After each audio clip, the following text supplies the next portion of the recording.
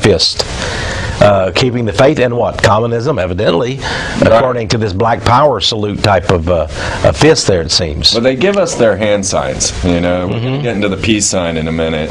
And they give it to us, and everybody thinks that, you know, they came up with it. All of a sudden, it's their sign of solidarity. Yes. But now, look at these few pictures here. When they... Yeah, here we have John Kerry. He's, of course, giving the communist fist. Yes. And that's what that is. It is the communist fist of solidarity. And there's Schwarzenegger. Good old Arnie. This one. Bring this picture forward. This one, it's not fully extended on either side, so it could just be bring that forward. A vigorous, energetic gesture of some kind. That guy in the face. Oh, is that right? I hadn't seen this picture before, Freeman. Now this is. I mean, the president's going a little crazy these days. I've been hearing a lot of stories. There are rumors that actually pretty well substantiated that he may be on drugs again. I don't know. You know, there was a time that he had bruises all over his face, and they said he fell off a couch while he was sleeping. I've never had my face all bruised up falling off the couch. I got a picture of that too. You got a picture of that too? Okay, all right. But there may be something to that. And see, he doesn't quite have the fist right there, but I kind of figured that Colin's not entirely black. Yeah, well, I see what you. Well, he is definitely a 33rd degree Mason. There's no doubt, and he's been at the Bohemian Grove in California at their little teat-a-teat that's held annually. Keep rolling there, Chuck. I just wanted to show you. He's not quite all brother. Yeah. Here's an interesting Masonic sign. Several of the orders have this. It's an indication. It's pointing to the head, meaning the intellect. That they use reason. They use the intellect. Here's this must be Malcolm X, if I can remember right. And there he has on a Masonic ring, by the way. You can see, I believe, from here it's hard to see, but I believe in that picture there is a square and compass of the Masons. So he was not only a black Muslim, yeah, there it is, but he was a Mason. And there's the Prince Hall Masons, made up almost entirely of black people, black men, that is. Right. And here he's pointing to his head, and he's basically asserting that he is more intelligent and more all-knowing than the masses. And I would think that black people would be insulted. By the way, the X, of course, some people think it's from the Islamic faith or whatever, but of course X was one of the signs of Osiris, the Egyptian sun god. And the Islamic faith has many, many old vestiges of the old religions. Osiris, there we have the X again and various other symbols. It has the it was in the placement of the hands. The placement of the hands in the cross. By the way, in some Masonic orders, they have Masonic funerals, and they do the legs or the hands of the body. Fathers. Oh, really? Yeah. And then right before the casket is covered, they cross the hands, just as they did in the ancient death burial rites of the Egyptian mummies and so forth. So here again, they hearken all the way back to the ancient mystery religions. And yet many of these people have the gall to call themselves Christians. Now there's Stephen King doing the X. And that last mummy actually was Ramses, who is one of George Bush's descendants.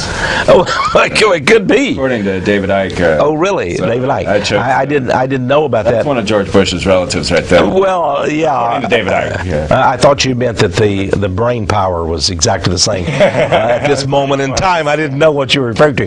But we saw Stephen King there. Of course, he's the king of the horror genre, fiction. But isn't it interesting? This was from either Time or Newsweek magazine, one of them. But here's an enigmatic sign he's giving, a mysterious sign. There was no caption that explained it. This is, people don't just, you don't take a picture of them and they don't just cross their hands like this. This is very obviously a sign of the dead, yes, going all the way back to Egypt. And I think he identifies with the dead. Yeah. And maybe he's been given special powers by forces from beyond, in other words, demonic, to write his books and become famous and rich.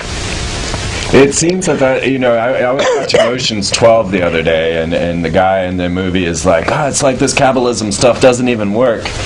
Oh, yeah, they're sort of letting you know they're practicing Jewish Kabbalism.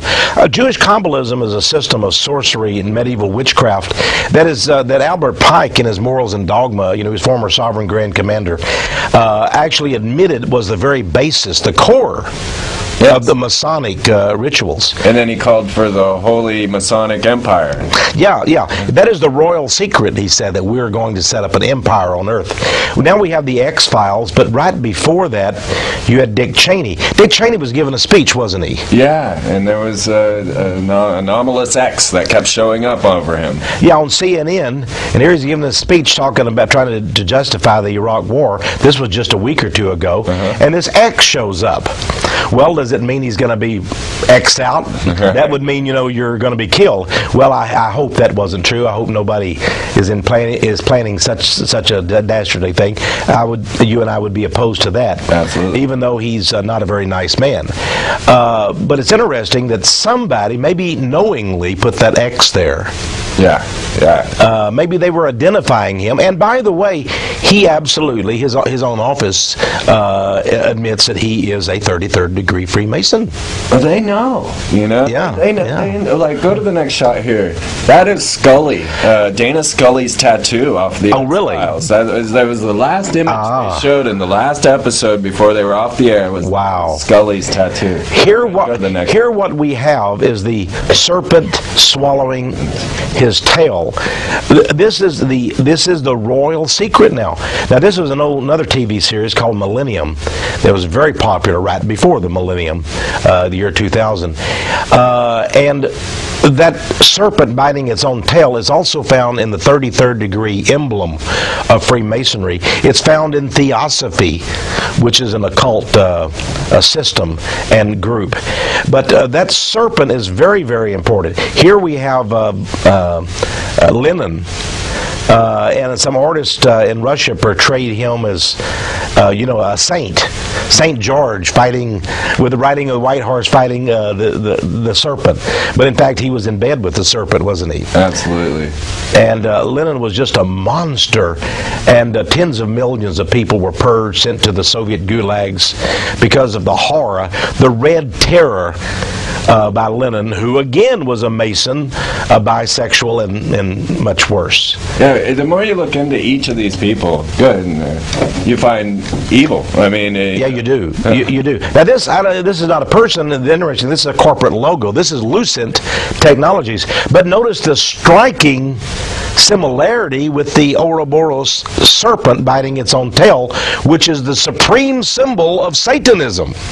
Is Lucent Technology? Some person wrote to me and said they wondered if Lucent means Lucifer's enterprise. Yeah. Now, I have no evidence of that. I'm not trying, if anybody works for Lucid Technology, I'm not trying to say, I'm just saying what somebody wrote to me and asked that question. They worship Lucifer. I mean, it's in their work. Yeah, they do. I will say this. If an advertising agency came up with that symbol for Lucent, they did not do them justice, or maybe they did, because it does harken back. Here again, we have the serpent. Notice the crown on the top, the phoenix crown. Mm-hmm. The boast, you see, is that Satan was destroyed. He was the beast that was wounded but shall come back to life, his system. And so he swallows himself, meaning every so many eons or ages, the world is destroyed and starts all over again. And literally, the occult Illuminati today, Freeman, their goal, and this is the most secret of all secrets, is to destroy the whole world. And then on the ashes, a new world order will be built. They don't wish to capture. People say, well, surely they wouldn't destroy economies. Surely they wouldn't topple cities with nuclear bombs, because they're destroying their own property. You have to understand, they believe they're God-men who will survive. Right. And they will go on, and a new world shall be formed. Back in the French Revolution, the Illuminists there had planned to kill most of the people of France. It wasn't just Marie Antoinette and King Louis that went to the guillotine, but the ordinary people began to be taken to the guillotine and murdered and massacred. And these people literally are brutal mass killers. That's why Pol Pot killed so many of his own people in Cambodia. Lenin and Stalin and Trotsky in Russia, and then Hitler in Germany. Whether it's the Nazi fascist on one side or the communist socialist to the left, they're all monsters. Yeah. And we fight in America between left and right and Republican and Democrat. These people control both factions with their Hegelian dialectic, and that is the true meaning. There is no difference between them. And once we understand that we're up against a juggernaut of evil that does not have a label, then we can be true Americans. We can come together, whatever our so-called political stripes. It doesn't matter if you're Bill Clinton on the left or George W. Bush on the right. These are evil men. Yes. So it doesn't. We're not politically in political partnership. You know, Putin and Bush, and here's Nixon, by the way. I would like to throw in real fast that if you look around, all the Mason temples in America are up for sale. There has sold off. There has been a decline. Well, I don't think it's due to a decline. I think they're ready to lay this country flat, and they're liquidating their assets. Oh, I see what you mean. That may well be. Certainly, at one time they had 6 million. Today, there's around 2.5 million Masons. That's still a significant number, especially when you realize that the key politicians, the key financiers, are still Masons today. So you may be absolutely right. We're never going to make it to the end of this, so we might have to. We're on. We may have to do another program sometime. I think we're going to need another program. By the way, in Druid witchcraft, they use this same sign. These are not people just giving a little victory sign. That sign that was used, made famous by Winston Churchill, is the satanic horned devil sign, if you go back and study it. Not that everybody using it means that, but certainly that's the origins of it. This is Scientology, L. Ron Hubbard, who certainly knew many of these signs, let's just say, yes, as a Mason and a member of the OTO, an occult society. In the Scientology, you pointed out the 666 and that with the serpent. L. Ron Hubbard wanted to be the beast when Crowley died. He wanted to take the place. Now, I had read that. You know, his own son wrote a book exposing him. That tells you something when your own son does a book. This is a guy named Jack Parsons here. I can tell from that picture under an arch, and the arch has always been an important symbol among the Masonic and other secret societies. Jack Parsons was the guy who invented. He was a brilliant scientist, and the NASA space program recognizes him as one of the greatest rocket scientists ever. He invented the solid fuel for the rocket program. We wouldn't have the space program had it not been for him. He was also a satanic high priest who conducted sexual rituals, and here's a drawing of him with his girlfriend, and they conducted rituals called Babylon working. And they believed that through sexual rituals, this rocket scientist, Jack Parsons out in California, believed that they could have a child who would be the Antichrist. And that would be their honor, they believed, to bring forth into the world the Antichrist as their child. This is the demented way of these men. By the way, he was a big friend of L. Ron Hubbard. They were in the same cult before Scientology was formed. I'm not saying Scientology is Crowleyan or Parsons or anything. I'm just saying that L. Ron Hubbard, his origins were there. L. Ron Hubbard Jr. said that it was black magic spread out over a long period of time.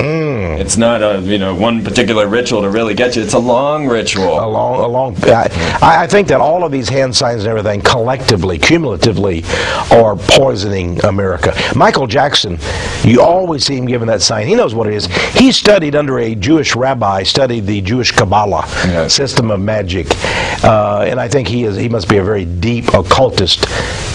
We're almost to the rappers like to give that, and there's a lot of different. There's Ozzy Osbourne giving you can see right away that sign. He knows it's a sign of Satan. Now we have been the Mr. Spock. Everybody thought he just made that up, right? But actually, that is the one of the letters of the Jewish alphabet. So this is Jewish Kabbalah. This is magic. When he did this on Star Trek, he literally was causing every person who was viewing that program to become participant in a Jewish Kabbalistic ritual. That's called the letter Shin in the Jewish alphabet. So that wasn't something that the creators of Star Trek made up. That actually was an occult symbol that Leonard Nimoy came up with there. And Star Trek from his is Jewish like background. Freemason dream, military spacefaring race. I mean, that's their dream. I really start to believe that these guys are aliens. The movie V, we're back to the V. The reptilian. Well, certainly they have a spirit that is reptilian in nature. I can tell you that. Whether David Icke is correct or